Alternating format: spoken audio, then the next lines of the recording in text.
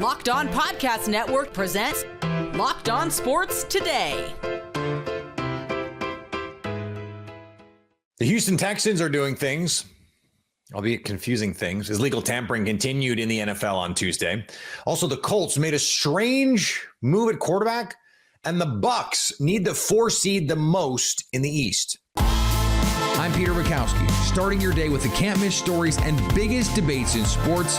You're Locked On Sports Today. Searching all major sports. Found. Let's start with the biggest story. The Houston Texans have been busy this offseason doing the opposite of what a lot of us thought was maybe the smart thing to do after finishing third in the league in sacks allowed. The Houston Texans cut Shaq Mason, a starting guard. They traded Laramie Tunsil to the Washington Commanders for a slew of draft picks, and now have traded Kenyon Green for C.J. Gardner-Johnson, the Eagles safety, who he will point out just won a Super Bowl. Big Sarge from Locked On Texans joins me now. And Sarge, you and I were talking offline about this and what a risk it is. Why do you think Houston has decided to handle what was a weakness this way? Well, the one thing that you have to remember is that the Houston Texans also fired offensive coordinator Bobby Slowick, and they got rid of offensive line coach Chris Strasser. So now you're bringing a new offensive coordinator in Nick Caley. You promote Cole Popovich from assistant offensive line coach to offensive line coach. And now you have two guys, one that has been in the room, but a new guy coming into the Houston Texans and wants to implement his own system. And if everything goes right for him, you know how this league is. This league is, hey, look, if you're a good offensive coordinator, you're only gonna stay about 2 or 3 years. But he needs those 2 or 3 years to be good 2 or 3 years so he can move on to become a head coach. And so what you're doing now is you get rid of Laramie Tunsil, you get rid of Shaq Mason, you get rid of Kenyon Green, and now you're building with some of the younger guys in the room, like a Blake Fisher, like a Juice Scruggs, like a Jared Patterson. And you still have, the veteran, the long-term veteran in Titus Howard still on the line. But you also are getting back Ladarius Henderson, who was drafted last year, who sat out the entire year due to injury. You're going to take those draft picks that you've received and you're going to go into the draft looking for offensive linemen because, we're looking at this free agency market, and when it comes to offensive linemen, like there's a lot of mid offensive linemen that are getting paid that the Houston Texans were not going to pay that amount of money to. And so the interesting part about the Laramie Tunsil situation, though, is Laramie, his contract was set to expire at the end of 2026. Mm-hmm. He was owed $21.3 million this year, and I forgot what the cap hit was going to be next year. But Laramie is getting older. And side note, Laramie is by far one of the best left tackles in the game. If you're going to protect your franchise quarterback, you need a Laramie Tunsil. That's why I'm saying the Washington Commanders got somebody good, and they're thinking like that. But the Houston Texans also need the money. The Houston Texans also knew that Laramie Tunsil, who represents himself, was going to be looking for a bag. And when you're looking for more money from the Houston Texans are going to come and say, all right, we understand what you've done. We understand that you're one of the best pass blockers in the league. We understand you're a 5-time Pro Bowl. We understand that you only gave up 2.5 sacks, but you did have 19 penalties. But you kept C.J. Stroud upright. We understand that. But Derek Stingley just made All-Pro, and he's up for an extension. Will Anderson Jr. is going to be coming up for an extension. Mm-hmm. C.J. Stroud, and you know how the quarterback market is. C.J. Stroud, listen, I wouldn't be surprised if C.J. Stroud, by the time it's time for him to get a contract extension, signs for $500,000. I would not be surprised if he signed a contract because if you look at the market and the way that it's going up, look at what Josh Allen just got. And if CJ is projected to do what they need him to do from year 3 and 4, then by the time it comes around, they're going to have to give CJ that money. Remember, Nico Collins restructured his contract in order for them to get some cap space, but he doesn't miss the 5 games. He's an all-pro last season. And so his contract is going to come around pretty soon. Then you also got to think in the future. You got Kalen Bullock. You got Kamar Lassiter. So they had to go ahead and get rid of Laramie Tunsil so they could save that money so they can get younger. Shaq Mason everybody just knew he was a shell of himself. He did not look like the Shaq Mason from the New England Patriots. He did not look like the Shaq Masons from the Tampa Bay Buccaneers. So it was time for him to go, and they were able to save a lot of money. And when it comes to Kenyon Green, here's a young man, and I really feel, I honestly and truly feel sorry for that young man. And the reason why I feel sorry for that young man, Peter, is because he never really got a fair shake. His rookie year, he went up against, I think, 4 defensive tackles who all got extensions by the end of the year, who got more money. And I'm talking about, I think 2 of them made all pro and the other 2 made the Pro Bowl. Then he gets hurt his rookie year. Then he goes into his second year and he's out for the season. He comes back. The second year of Bobby Slowick's offensive system is his first year in the system. Here's a guy who's a great run blocker, but he's not good at pass blocking. And so this is almost like his rookie year in that system, him trying to learn it. And, it just didn't pan out for him. But, hey, he's going to a better situation with the Philadelphia Eagles, going to one of the best offensive line coaches in the league. So that's what the Houston Texans are doing, though. They're trying to get younger. They're trying to establish themselves. Nick Caley wants to establish an identity. He needs to do it with the players that he needs to do it with. You can stay up to date all year on the Houston Texans by subscribing to Locked On Sports Today and Locked On Texans on your favorite podcast app and on YouTube. Your Locked On Sports Today. Coming up, the Colts made a big move to tie up some cap space in a guy they should hope never plays a down. Before we get to that, the Saints defense got a lot better on Tuesday. March Madness is here, and FanDuel is giving you the chance to get in on the action like never before. Right now, new customers can get $200 in bonus bets when your first $5 bet wins. That's $200 extra bucks to use on everything from buzzer beaters to Cinderella stories, and even who's cutting down the nets. I've got my eye on a few underdogs this year. FanDuel makes it easy to back them with spreads, totals, game props. With tournament games almost every day, there's always something exciting to bet on. The FanDuel app is simple, easy to use, and when I win, I get paid instantly. I don't know about you, but I get paid instantly, no waiting around. And with conference tournament season in full swing, you could turn that $5 into $200 in bonus bets tonight. DePaul meets Georgetown in the first round of the Big East tournament tonight. FanDuel has Georgetown by 3.5 as favorites. So visit FanDuel.com and get it on the college hoops action all tournament long. The New Orleans Saints bolstered their secondary with the addition of Justin Reed. Another Louisiana-born safety is on his way home. I'm Ross Jackson, host of the Locked On Saints podcast, coming at you from the streets of Louisiana to talk about the Louisiana boy and his opportunity to come back home. The New Orleans Saints signing former Kansas City Chief, former Houston Texans safety. I know that sounds familiar because it sounds just like Tyrann Mathieu, but it's actually Justin Reed, who plays a phenomenally physical, smart, and fast brand of football at safety. Exactly the type of piece that should be able to fit in to Brandon Staley's defensive scheme here in New Orleans. They want to rely on versatility, they want to rely on flexibility, and they want to rely on aggression and an attacking nature. Justin Reed does that very well. Reads keys extremely well, is able to crashes like a missile down on some of these guys, and is a real thumper downfield when it comes to making stops in the run game, short passing game, all that. So when you have a game in the NFL in the passing game that's moving more laterally as opposed to vertically, Justin Reed, fantastic signing for New Orleans. Also in legal tampering news, the oxymoron of the day, the Falcons added Leonard Floyd to their pass rush. Leonard Floyd is coming home. I'm Aaron Freeman with Locked On Falcons. Despite the slow start on the first day of the NFL's legal tampering period, the Falcons ramped up and made a trio of moves on day 2, and none were bigger than the addition of ex-49er pass rusher Leonard Floyd. Floyd, a Georgia native and UGA alum, is returning home to the Atlanta Falcons by signing a 1-year deal worth $10 million guaranteed to bolster one of the NFL's worst pass rushes. Floyd's coming off an 8.5 sack season with the Niners, spent 2 years working with Falcons head coach Raheem Morris when he was the defensive coordinator of the Rams in 21 and 22, where Floyd racked up a combined 18.5 sacks playing second fiddle to Aaron Donald. Well, he's not going to play second fiddle to anybody in Atlanta who will need Floyd's production to bolster their 31st ranked pass rush from a year ago, unless the Falcons continue to add to their pass rush this offseason. To keep updated on their search for more sacks, follow Locked On Falcons, part of Locked On Podcast Network, your team every day. On the hardwood, the Bucks and Pacers came down to 1 point, a controversial call, and a hero shot. A noteworthy spot to stand as Tyrese Halliburton from here-ish hits the craziest shot of the Pacers season as the Pacers beat the Bucks 115-114. Tony East here on the floor in Gainbridge Fieldhouse for Locked On Pacers.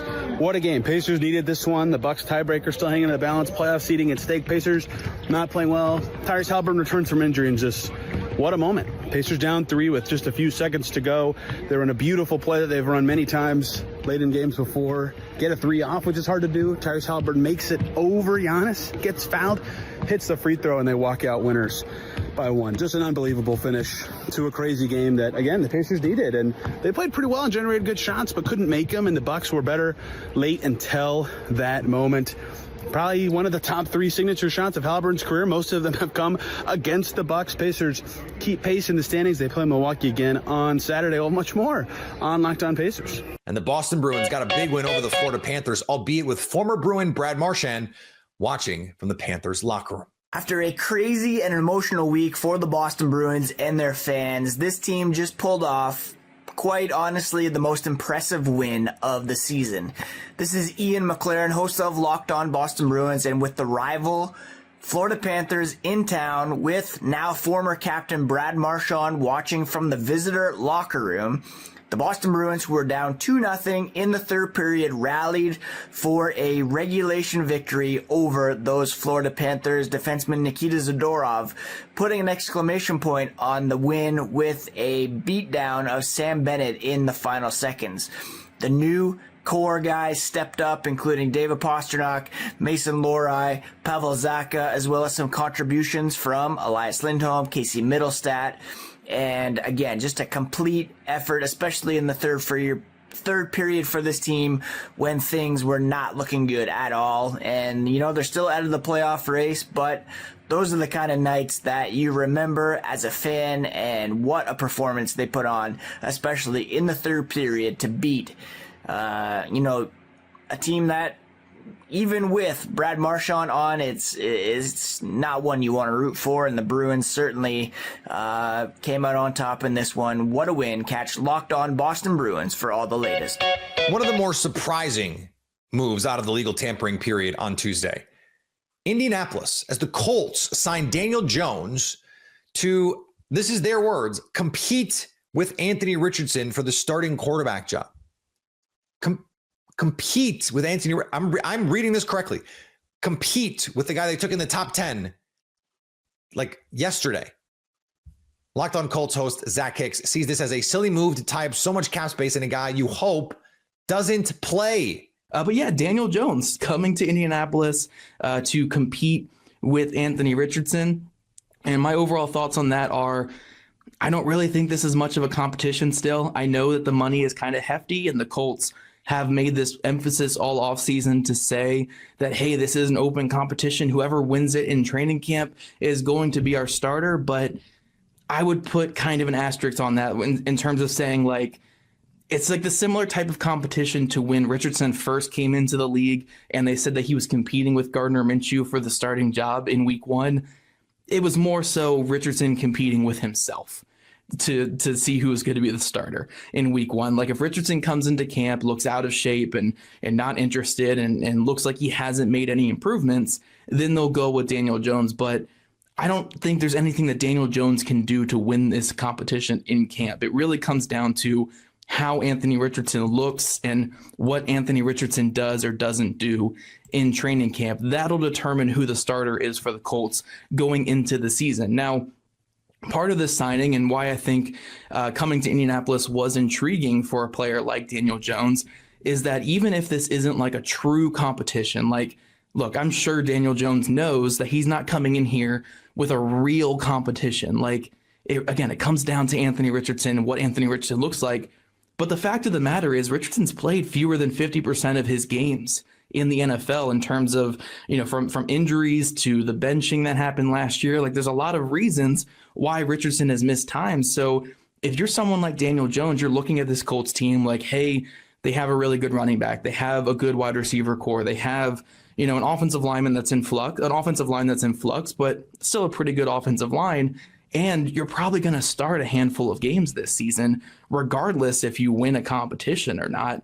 So he's going to get a chance to play probably next season. Like, I'm going to sit here and say that I hope that we never see Daniel Jones throw a football in a regular season game for the Colts, because that means that Anthony Richardson stayed healthy and was doing good things on the field. But in all likelihood, we're going to see Daniel Jones play at some point next season. So this is an opportunity for him to come in here and have a pretty good environment around him to put some more film on tape or put some more film out there for other teams and maybe land a full-time starting job in the next season. So that's kind of where his thought process again, I don't think this is going to be like a true competition, but I'm assuming we're going to see Daniel Jones at some point this next season. Now, when it comes to my overall thoughts on the signing, I'm not the biggest fan of it. Like, cap hit aside, like I think the cap hit's honestly the biggest argument against this signing, just because, look, this Colts team, they made some really good signings yesterday. Cameron Bynum coming in here, Charvarius Ward coming in here. Those are really good, strong signings that help this secondary. But for me personally, I feel like I would have rather wanted to see like as much cap space used as possible to improve this roster. Like the $14 million that you're spending on Daniel Jones to be, a spot starter on backup that's going to push Anthony Richardson in camp and such like that. I think that could have been better used to, maybe get like a Will Fries back, or just get another guard in here, or get, more offensive line help in here, or it could have been used to go out there and get a free agent tight end, or it could have been used to go get a veteran linebacker on the market. Like I'm not saying that the Colts can't do these things. There's still avenues to create more cap space, and they can certainly push things to the future when it comes to Michael Pittman Jr.'s deal and when it comes to DeForest Buckner's deal. But I would have liked to have seen every bit of cap space used to improve this team and really go for this last hurrah with Anthony Richardson. Like if it works, it works, or it doesn't work, so be it. But to spend almost $14 million in one season on Daniel Jones, who I'm not sure is really that great of a quarterback anyway, I'm not a huge fan of it. You can stay up to date all year on the Indianapolis Colts by subscribing to Locked On Sports Today and Locked On Colts on your favorite podcast app and on YouTube. Coming up, the Bucs may have lost, but they need the 4 seed. Some teams need home court advantage. They need that first-round home series. As Locked On Magic host Philip Rossman-Reich tells the other hosts on Locked On NBA, the Bucs are the team that needs that 4 seed the most. And the 4th seed in the West right now, it feels like it's a race of teams that are trying to get there. Indiana Pacers were in the Eastern Conference Finals last year. Bucks have won a championship recently. We just talked about the Pistons, but which team needs to make that 4th seed the most? I think it's Milwaukee, just because this is like their window. Their window is now. They don't have a future. Indiana's still young. Detroit's still young. There's still time for them to make that leap. Milwaukee needs every advantage they can get. Another first-round exit would be a disaster. 2 straight years. Even if there's 2 straight years losing to the Pacers, whatever excuse you want to bring them, you want to give them, their window is open now, and they just haven't met the expectation. And, look, Giannis has shot down all the rumors that he might ask his way out, but it's the NBA. Failure begets restlessness, begets everything else that comes with it. All right, I'm going to give Philip the benefit of the doubt for bringing up the Giannis thing. That's ridiculous. All he does is say, I want to stay in Milwaukee.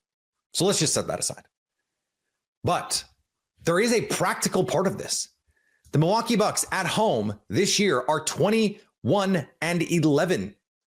The Boston Celtics, by the way, who have 11 games on the Bucks, are 23-11 at home this year. The Knicks, who are ahead of the Bucks in the standings, are 21-11 at home this year. The problem for the Bucks is they are 14-17 on the road. They have been a bad road team. And I know that they lost this game against the Pacers by a miracle shot at the end.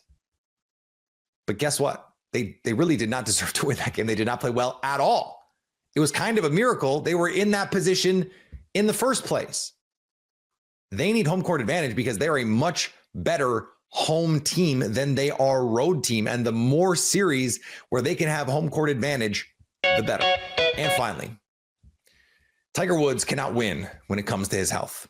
The golf legend ruptured his Achilles while ramping up training and practice at home for the upcoming season. He underwent successful surgery, but his timeline is not yet known. He's expected to make a full recovery, but at this point in his career, what does that really mean? one thing for certain, he won't be at Augusta when the Masters begins in just under a month, at least not as a playing competitor. If you're catching this episode after hearing your favorite Locked On show, make sure to subscribe to Locked On Sports Today on YouTube or wherever you get your podcasts so you never miss an episode. Also, if you're a new subscriber to Locked On Sports Today, we're here for you with the biggest stories in sports every day. Coming up, can anyone challenge the Thunder in the West? So at least until tomorrow, stay locked on sports today. Locked On Podcast Network presents Locked On Sports Today.